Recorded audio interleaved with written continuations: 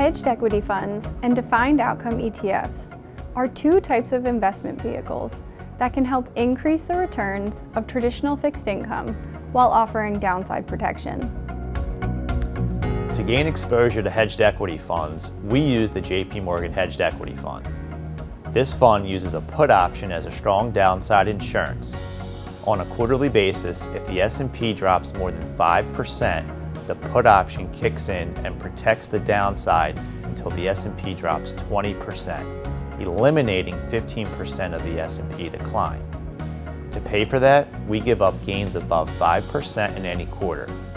In practice, the JP Morgan Hedged Fund would be down only 10% in a minus 25% stock market.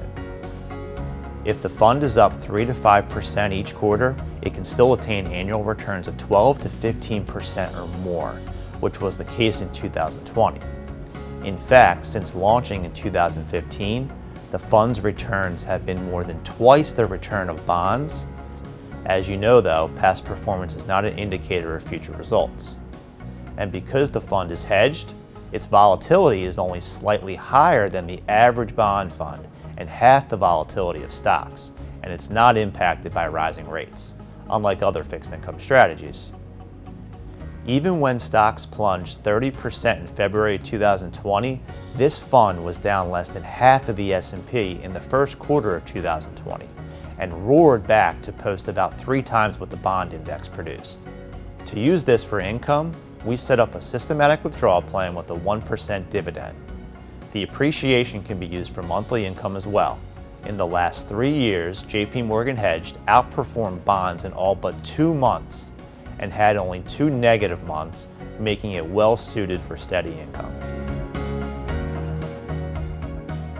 Another strategy to address bond fund issues, the Defined Outcome ETF, is offered by Innovator Funds ETFs and by First Trust. This is a creative and now patented use of equity indexes and options. The ETFs hold the S&P and they buffer the downside with put options. The Ultra version provides up to 7.5% return if the S&P is up. If the S&P falls, the most the investor should lose is 5%.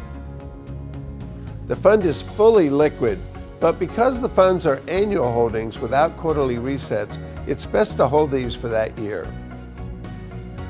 Another version we use in more growth-oriented portfolios has an upside target of about 11%, with downside protection of any loss below 0 down to 15%. So a 20% loss would only be down 5%. An 11% level of returns equates to as much as 5 times the average bond fund return, and bond funds also decline somewhat when stocks decline. If you would like to learn more about our various strategies for fixed income, contact your advisor and watch our additional videos on this topic. Be safe and thank you for your time.